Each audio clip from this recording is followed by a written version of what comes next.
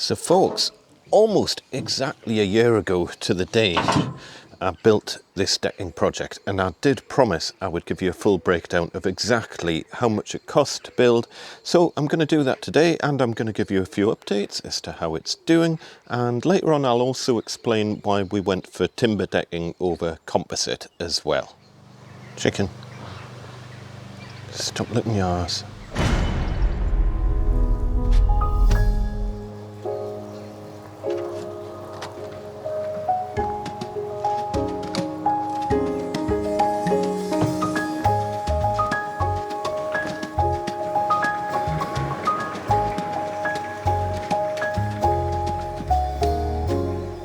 And by the way, if you're wondering why this chair is the wrong way round, the amount of times the cats have been playing and jumped up on it and nearly pulled the whole chair into the glass of the bifolds, it's just not worth the risk. It lives that way round, and the cats sit there and seem to enjoy looking at the garden anyway. So that's now basically a cat chair. Anyway, folks, welcome back to the show. I did promise I would make this video breaking down all of the costs for the decking. That is what today is going to be all about. It's taken us a little while to pull all this together, and it's been a very busy 12 months or so. But hopefully, if you are thinking of doing a project like this, this will be useful. I'm going to dive right into it, get straight into the costs, and then later on, as I say, we'll have a little bit of a chat of how the decking is bearing up, and we'll also have a little chat about why I went for timber over composite or any other materials. Anyway, right, so this is a 7 metre kind of wide by 3.35 metre deep deck. So it's about 23.5 square metres altogether, and all of the costs that I'm going to give you are including VAT at 20% in the UK. Obviously adjust it accordingly for wherever you are and what part of the world you're in and all that sort of thing. And also, before I start as well, please don't use this as some sort of instruction manual for building a deck, because I am no expert on these things. You know, I just kind of muddle along and work my way through it. But hopefully you'll find it useful as just kind of a reference point, if nothing else. So on that note, let's get straight into it.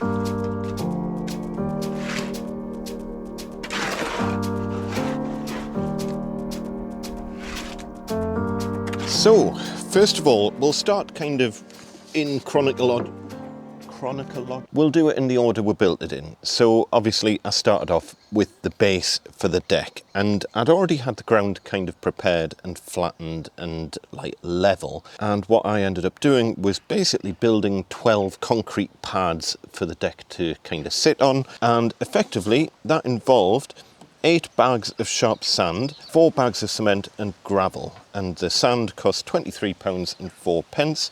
The cement cost £33.80, and the 20mm gravel cost £34.56. Basically, it was 8 batches of cement. Just did a normal 1-2-3 mix, so 1 part cement, 2 parts sharp sand, 3 parts 20mm gravel. As I say, 8 batches all in, mixed together in the cement mixer. That pretty much was enough to do all 12 holes. I also did put weed fabric and gravel down underneath the deck. The gravel's mainly there just to stop the weed fabric from blowing around, but the weed fabric obviously stops weeds going through. You know, weed fabric has a limited length of time before detritus that just falls on top of it just forms a new layer of soil eventually, and stuff starts growing on top of the weed fabric. So the weed fabric's not like the be-all and end-all. It definitely helps a bit. So you might as well say, you know, maybe a couple of ton of gravel and the weed fabric, so maybe 100 quid, but that was already in. It was a job I'd done like a year or so in advance, but I have included it in the costs. So that means all of the groundworks, so basically the kind of foundations of the deck and preparing the ground, came to a grand total of £191.40.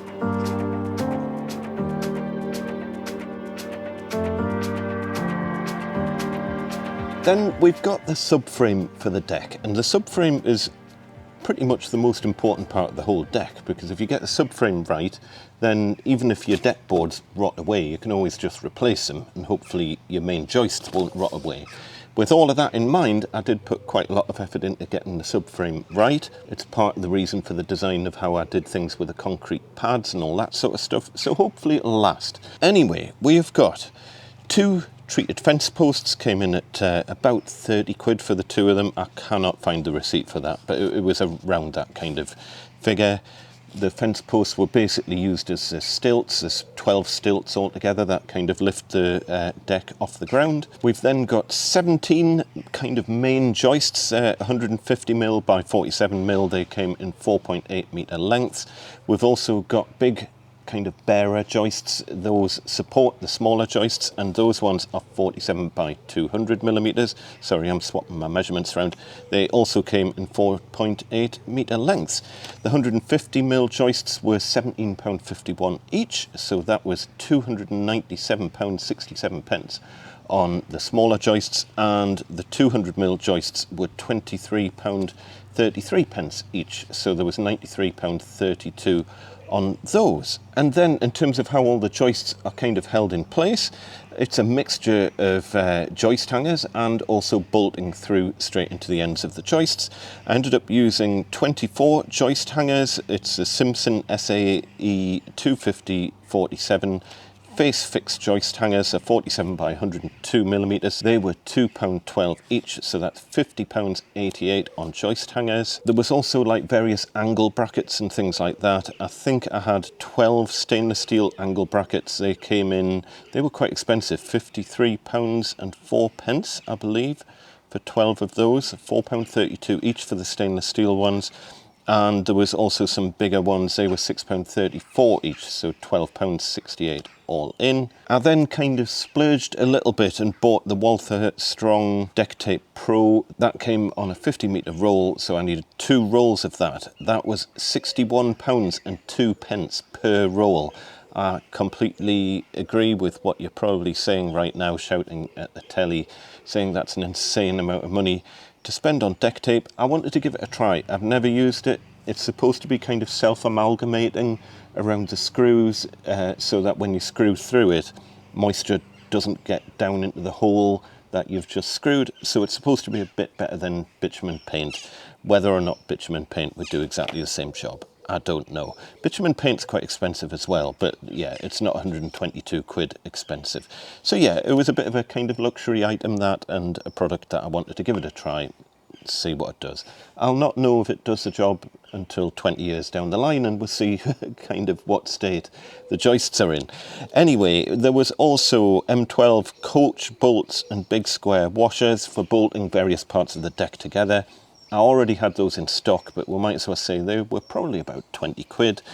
I also made use of some EDPM rubber, which I already had. I'm going to cater for like a tenner's worth of EDPM, and some damp-proof membrane as well, some DPC, which again, I already had that in stock, but I'm going to say about a tenner on the DPC. I also made use of the Bostik bitumen paint for various bits, especially for things like the joists at the front edge here that are quite close to the grass, so that all the undersides of that are painted with the bitumen paint.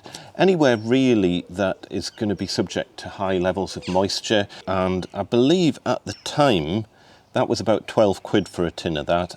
I have no idea how much that is now. It's probably like doubled in price or something. And then also, as part of the subframe, I made use of the Baratine wood preserver. That's quite expensive now. That was about 40 quid at the time, 35, 40 quid. I think that's approaching 50 quid a tin now, but it seems to be really nice stuff. Again, I used that on like all the cut ends of joists, all the cut ends of the decking, everywhere that was now newly, freshly cut bits of wood, got the wood preserver on all of the edges. And as I say, I've catered for 40 quid for that. You can work out yourself how much that costs in your part of the world. So that means the subframe came to, and the subframe's the most expensive part of the deck by a country mile, subframe came to £751.63.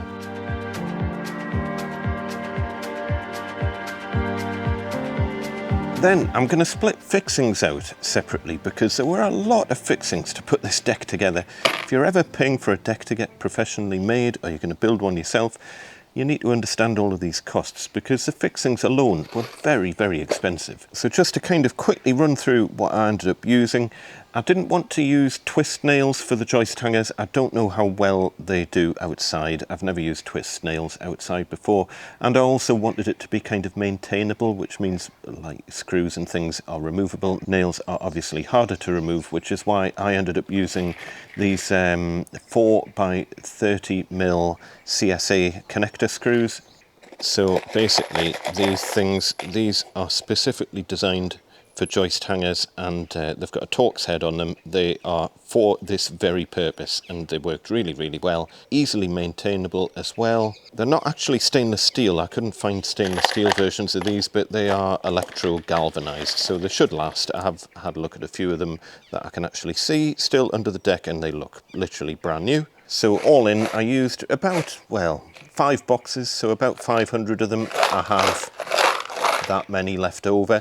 They were £24.40 all in. I also ended up using some stainless steel pan head self-tapping screws as well. They were £15.29. They were used in various places, attaching brackets onto timber work and stuff like that.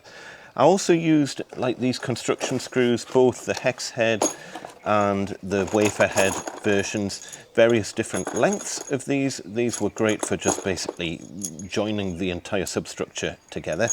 And I ended up using around 400 of the hex head 6.7 by 100mm.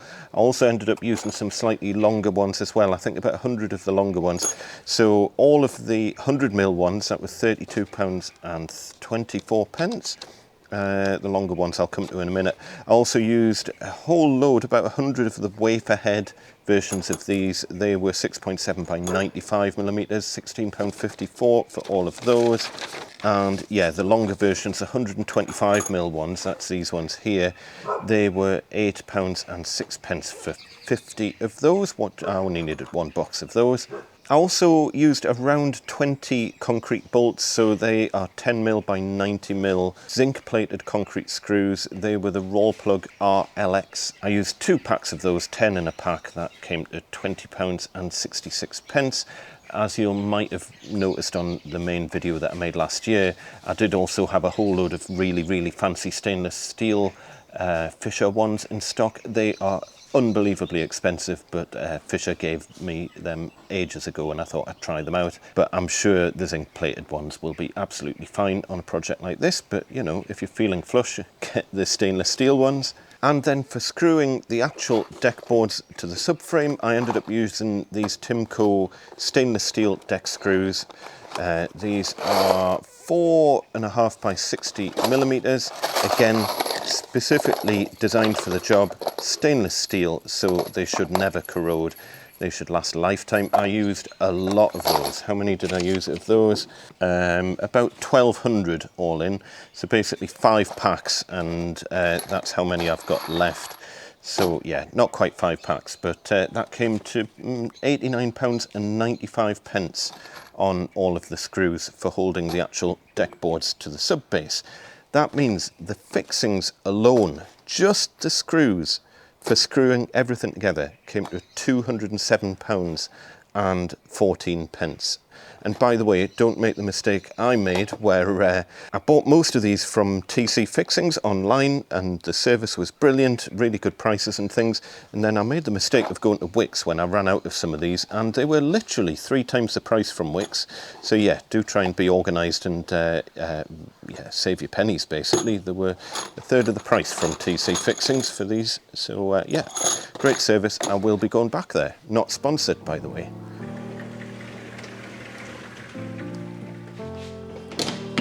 And by the way, bifolds, best thing in the world. Use them all the time.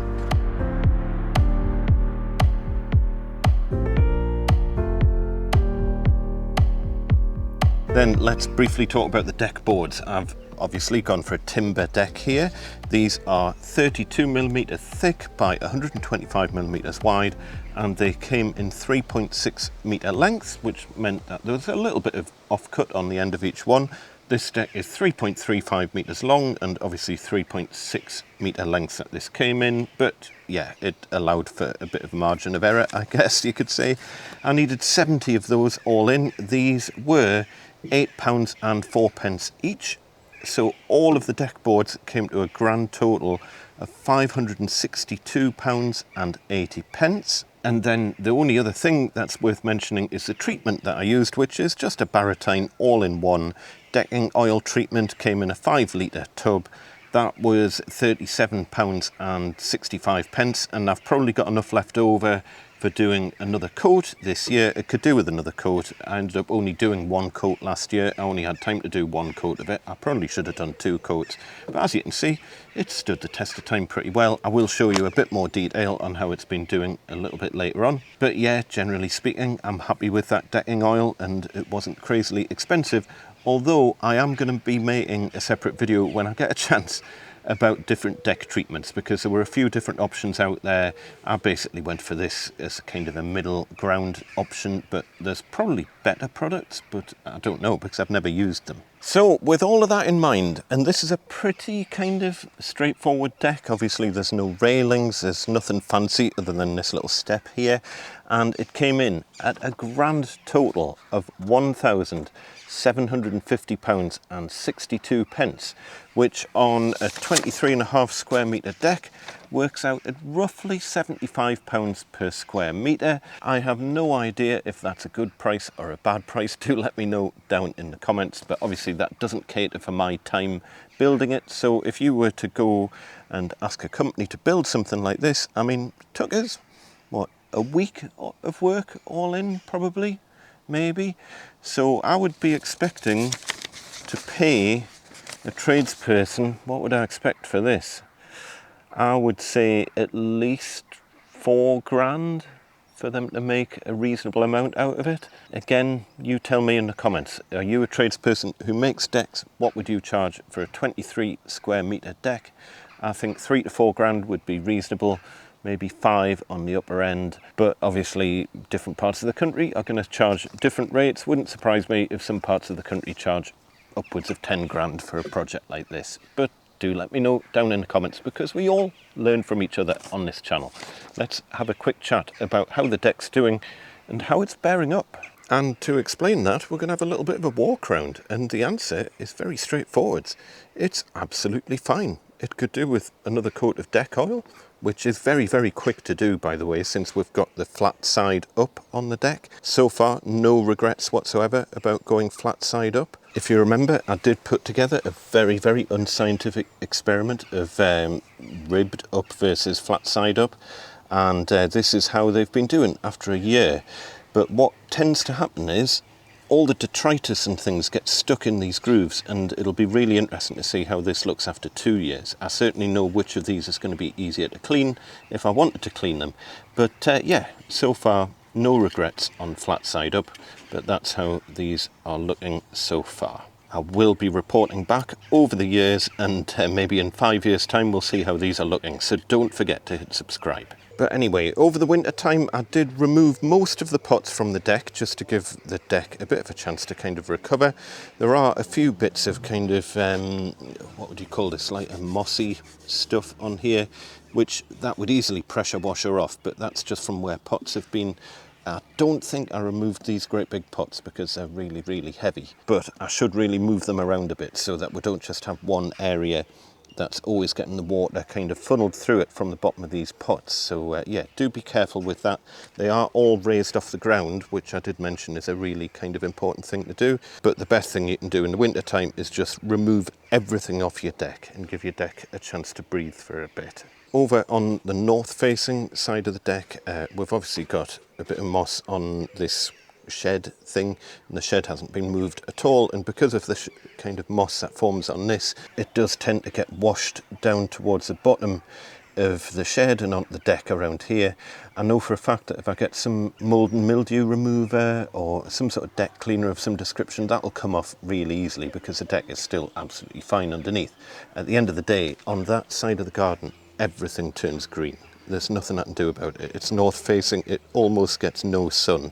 But yeah, it'll easily clean off, but that's how that's looking after a year, but the rest of the deck literally looks brand new. Again, look at this little patch underneath the table. That is just from this pot here. When that obviously gets watered and the water goes down the middle underneath the table, it ends up kind of pooling underneath the table there. So you can solve that problem by just kind of moving things around every now and then. But again, it's easy to clean up. So no problems really. Everything's looking absolutely fine. The overhang's working really well. As I say, it works really well with the bifolds as well. Basically no issues whatsoever, but I will be giving it another coat of treatment this year. And then finally, I did promise I'd explain why I went for timber over composite. And the short answer is that I'm just more comfortable working with wood. And I was in quite a rush to get this project put together. I didn't particularly want to be working with new materials that I've never used before. I know where I am with timber. I know I'll get about a 20-year lifespan out of this, at least with the way that it's been built. I've seen decks that weren't built particularly well and they've lasted for 15 to 20 years. I'm pretty confident with the way this has been built. Easily 20 years, maybe 25 years. And in all honesty, I would be surprised if you got any longer out of composite anyway, because composite doesn't last forever. It's still got wood in it in a lot of cases. It's normally a mix of like a plastic material and wood. And I've certainly seen composite decks that after as little as 10 years aren't looking too clever if they haven't been maintained properly. And you can also get problems with things like the deck melting if people drop cigarette ends. Not that we smoke, but you know, if you're having a barbecue and things drop on the deck. And I'm also a little bit worried about what happens to composite decks when they do reach end of life, because I don't think they're particularly recyclable. And I mean, I don't know how recyclable this is, to be honest, but it's probably going to break down easier than a composite deck which has plastics in it and all that sort of thing. And it does make me a little bit uneasy because nothing lasts forever, and at some point this will all have to be ripped out and replaced with something else. But for the moment, we are very, very happy with it. We get the sun here early on in the day, so breakfast out on a sunny deck is absolutely amazing. As I say, having the bifolds and having the deck at floor level works really well. The overhang on the roof works really well, so really nothing is getting wet on the first foot of the deck, even when it's raining. So yeah, nothing more to add than that. I am going to talk about finishes in a separate video though, so do hit subscribe. I'll give you a bit of an update on that. If you do want to drill into the nitty-gritty detail of all of this, I will include a copy of this spreadsheet with all the costs and plans for this deck that you can download, are all on the member zone, link down in the description below. Thank you to everyone on the member zone for keeping this channel on the road, because without you guys, this channel simply wouldn't exist. But for now, folks, if you've got anything else to add, do pop them down in the comments below. Look after one another, be nice to each other. We shall see you next time. Tatty bye.